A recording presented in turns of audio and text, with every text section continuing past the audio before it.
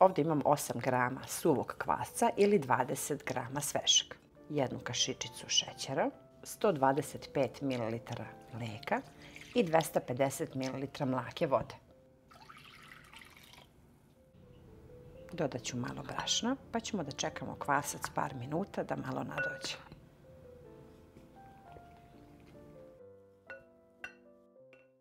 Sad mogu da dodam postepeno polako brašno i jednu kašičicu soli. Brašno sam pripremila 550 grama, pa ćemo postepeno pomalo da dodajemo. To je sve što je potrebno za testo i sad ćemo samo da zamesimo.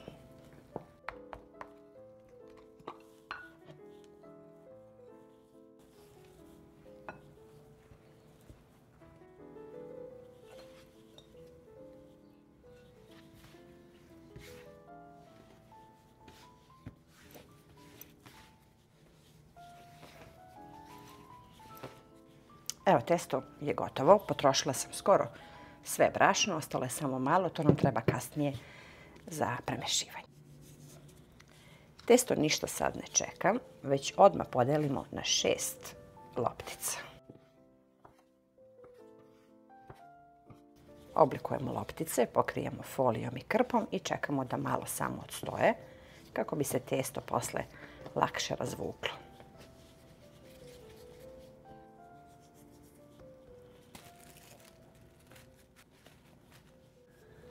Uzmemo prvu lopticu i razvučemo je ovako po dužini, da bude što duža.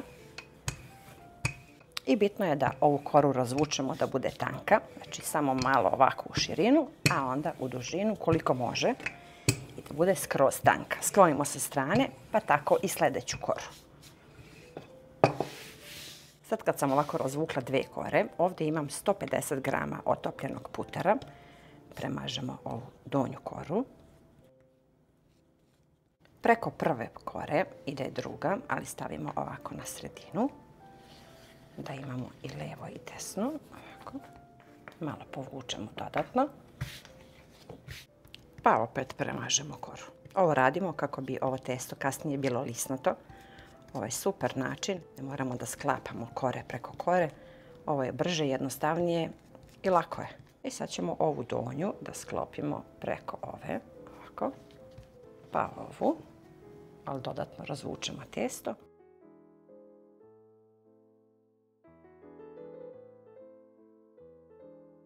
I još ovu stranu. Razvučemo ovako testo kako bi se lakše lepo spojile ove ivice. Evo ovako. Isto to ponovimo i sa ostatkom loptice i spajamo po 2 da dobijemo ovako ove lisnate paketiće.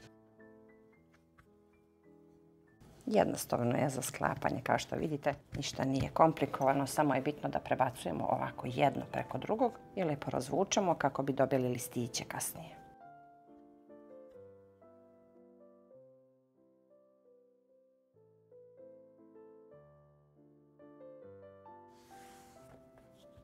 Sad je potrebno da ove paketiće lisnate stavimo na neku tacnu ili na neki tanjer, ovako složimo i stavimo 15 minuta u frižider. Pokriću folijom.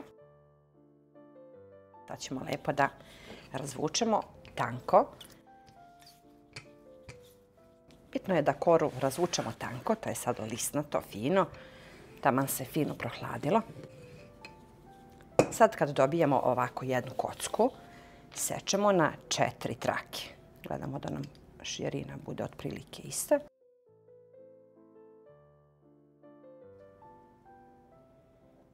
Pripremila sam fil, ovdje ima 500 grama sitnog sira i jedno jaje, znači fil treba da nam bude gušći kako to ne bi curilo.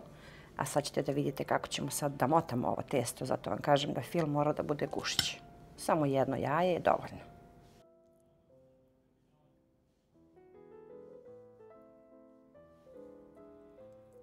Sad jednostavno prebacimo samo ovaj deo i krenemo ovako da motamo, da napravimo male spirale. Zatežemo testo kako ovaj fil ne bi iscureo i samo idemo na gore.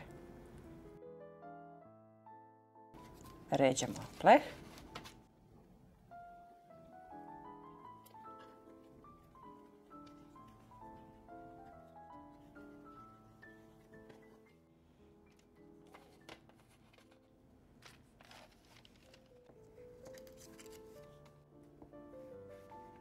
Sad možete da vidite kako ovo divno izgleda. Ređemo ovako u pleh, stavimo papir, malo pravimo razmak između. Rernu sam već uključila na 180 stepeni i pečemo dok ne dobije lepu zlatnu žutu boju. A ja ću da vam kažem koliko sam ja tačno pekla. Jedno jaje sam umutila. Sad možete da posipate i semenkama ili krupnu morsku so. Ovo je jedno predivno pecivo koje je lisnato, ukus pite, a može da se puni fil po želji i meso, i spanać, i sir, krompir, znači šta volite.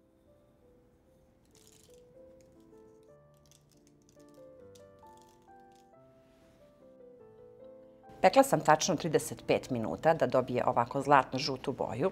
Krckavo je i mirisno na puter, verujte mi, ovo je tako divno. Samo malo da se prohladi, a onda ćemo da probamo. Sad mogu da vam pokažem kako ovo divno izgleda, kako ovo krcka. Ovo je nešto predivno, verujte mi, bolje nego svaka pita. Toliko tanke korice i krckave, a unutra punjeno sirom. Naravno, možete da punite i drugim filom. Ovo je idealno za decu i uopšte ovako umjesto pite, ali domaće lisnato testo.